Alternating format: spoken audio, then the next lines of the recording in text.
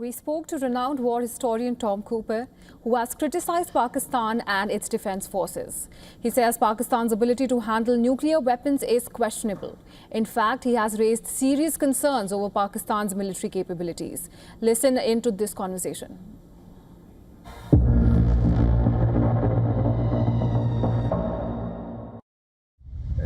Firstly, there is obvious inability of Pakistani armed forces to protect its nuclear weapons facilities or nuclear facilities in general from Indian attacks.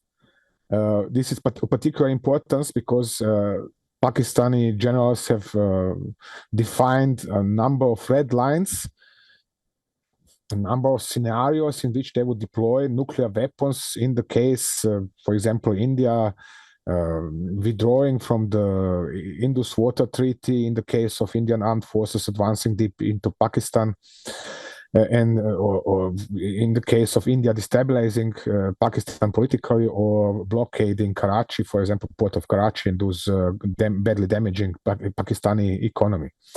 And then it turns out now that Pakistan is not sticking to its own red lines because India has crossed at least two of these and nothing happened. Indian armed forces have damaged the Pakistani armed forces so badly that these cannot protect their own nuclear facilities. Even more so that they cannot be sure that they might manage to pull out some of their stored nuclear warheads, bring them to their bases, install them on aircraft or on ballistic missiles. Indeed, India found itself in a position to strike absolutely, with absolute safety, selected targets inside Pakistan, no matter how far away from Indian border.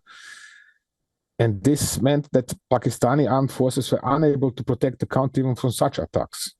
So the situation was threatening to become even ever more problematic for Pakistan. That is why they have requested ceasefire.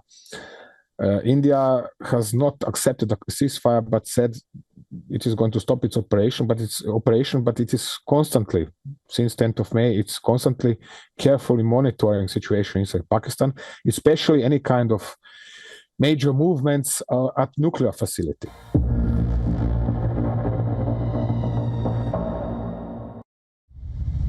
Generally, the Pakistani nuclear command system was assessed as comparable to that of any other nuclear powers, which means that there are some 20 different points from the famous red button and the actual person who is then launching the weapon or installing it on an aircraft or on a ballistic missile and then firing it. But as said, it was also so that before this war, Pakistani integrated air defense system was assessed as very strong, and Pakistani Air Force was assessed as very strong, and Pakistani armed forces in general were assessed as very strong. And now it turns out, no, they have been dismantled in a matter of 90 hours. Therefore, actually, we need to completely reassess this Pakistani nuclear command system. We have to check who is really in command at what level, and this is something that is probably going to busy me as well as even more other people over the next days and weeks, because we have to find out who is really in control of what and who has the final say over what, because it appears presently the Prime Minister of Pakistan is actually little else but somebody who is climbing on some tank and declaring victory. Although it is obvious there is absolutely nothing to talk about victory, in at least not in Pakistan.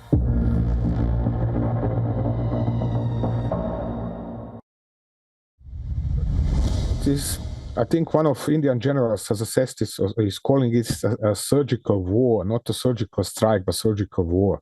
Why? Because the commanders of the Indian armed forces did not go after widely shooting lots of missiles and UAVs into Pakistan randomly and trying to hit anything, like Pakistan tried to hit anything in India.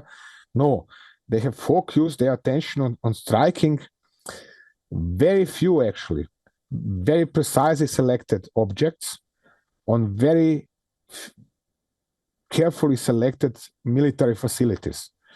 It means for example, on an air base where theoretically you could target 50 different spots, they have sought to target just 3 or 2 spots around the base, and this 3 or 4 spots or points were enough to shut down that airbase. Because if you hit the middle of the runway, if you hit a hangar or the local command center, you are knocking out the entire base. So this is what they were targeting, and this is what they have hit. And that not in one case, not in just few cases, but 11 or 12 cases, or even 13.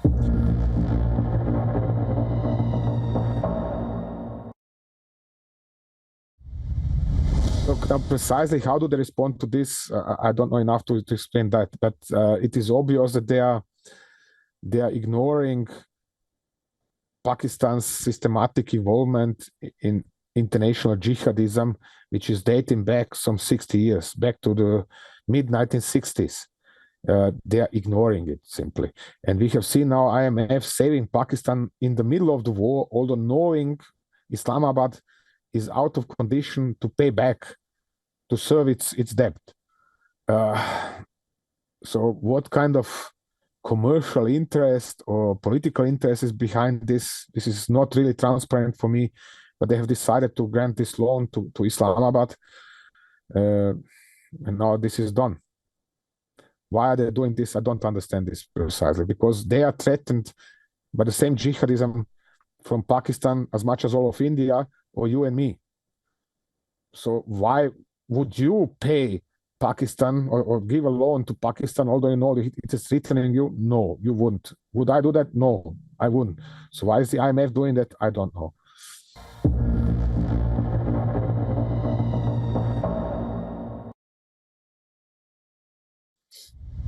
Well, that depends. If there would be if this conflict would be continued, if New Delhi would feel provoked by Pakistani behavior, whatever action, to continue this operation, it would restrike the Pakistani air defense system, whatever was left of the same.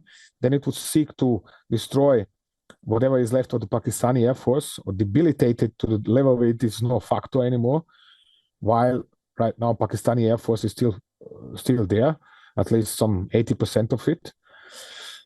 And then it would start striking Pakistani ground forces along the border, along the line of control in Kashmir.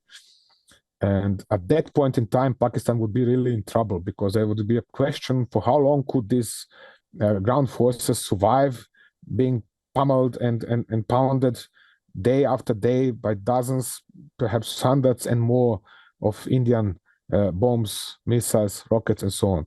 So beyond that, it is very hard to predict, but that is most likely flow of developments in the case fighting restarts.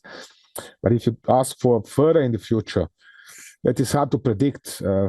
But I assess that Pakistan, because it is bankrupt, because it lacks the money for even more sophisticated weaponry, and unless Qatar agrees to finance a rearmament, the purchase of replacement armament from China, for example, and Turkey, that Pakistan is going to go, I call this the Russian way, which means trying to find ways to make cheap weapons that have a major impact.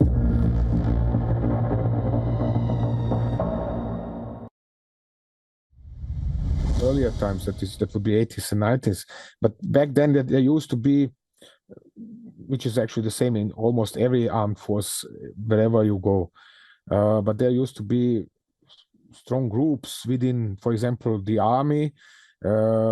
People are favoring one general, and this general is at odds with some other general, or even 2 generals against 3 generals. And you have such groups in all teams, because every armed force is a big team, first and foremost, theoretically. Whether this is actually so in practice is a different story. So there's always a question, who is in charge right now? Who is stronger? Which of such groups is stronger? And then in Pakistani armed forces, you generally have a, so to say, group of officers or groups of officers who are less religious, less fanatical, but more patriotic. After all the years, now in the year 2025, India has developed this integrated air defense system, which is highly functional, and what is particularly,